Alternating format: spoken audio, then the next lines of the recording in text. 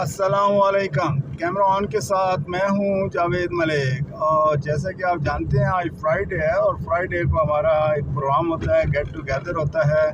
आज हम जमालवाल और रवान दवा हैं। मेरे साथ इस वक्त मारूफ एडवोकेट चौधरी अमजद हसन अली मेरे साथ मौजूद हैं और दूसरी गाड़ी में इस वक्त कमर इकबाल सूफ़ी जिनकी सदारत में ये प्रोग्राम होता है वो इस वक्त तशरीफ़ ला रहे हैं। साथ काजी सरमद बिलाल और राजा सजाद हैदर भी मौजूद हैं। ये इस वक्त ये मनाज़र देखिए इसलिए मैंने ये ऑन किया है। ये नादरन बाईपास है जी, ये नादरन बाईपास है और ज़रा इसकी ज़रा हालत देखें। जैसे ही हम नादरन बाईपास पर आए हैं तो गाड़ी ने भी बताया कि वाक़ता नादरन बाईपास आ चुका है।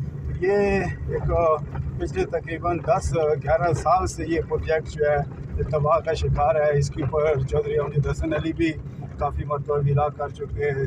शायद ही कुछ इकबाल का ऐसा विलागर हो या जर्नलिस्ट हो जिसने इसके ऊपर आवाज़ ना उठाई हो, लेकिन ये सारी सूरत हाल है। करना किसने है और ये हमारी जो आवाज़ है कहाँ तक पहुँचनी है, ये तो हम हमेशा कोशिश करते रहेंगे।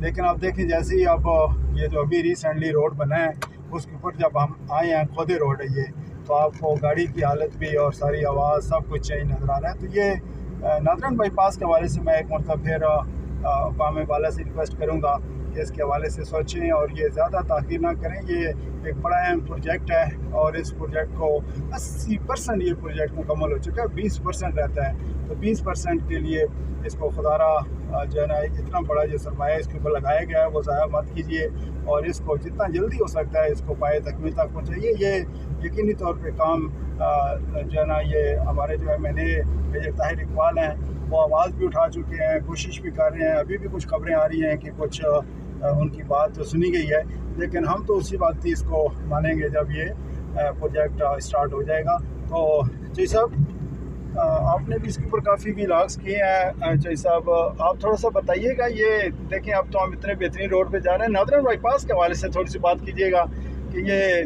बहुत अल्तवा का शिकार हुआ प्रोजेक्ट, इसको मुकम्मल हो जाना चाहिए था।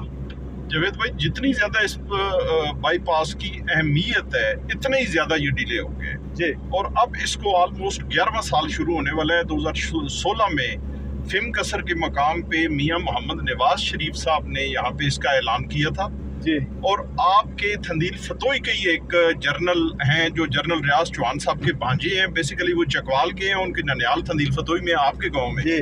उनकी रिक्वेस्ट पे ये हुआ था जी। और उस वक्त इसकी लागत 1 अरब रुपए थी, अब कई अरब हो गई और काम बीच में ही पड़ा हुआ है। और यहाँ से एक बड़ी अच्छी रोड गुजर रही थी POL की, वो भी इन्होंने उखेड़ दी। सारे इलाके का तकरीबन 20-25 गाँव का राब्ता भी खत्म हो गया।